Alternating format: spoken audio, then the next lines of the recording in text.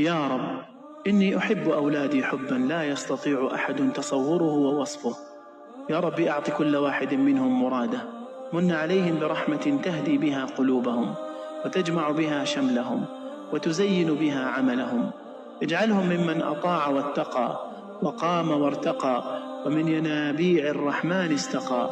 يا رب اغشاهم بلطفك وودك، واجعل لهم في هذا اليوم بشائر مفرحة وهموما زائلة وأماني محققة وأوجاعا زائلة وقلوبا إليك راغبة وبذكرك مطمئنة.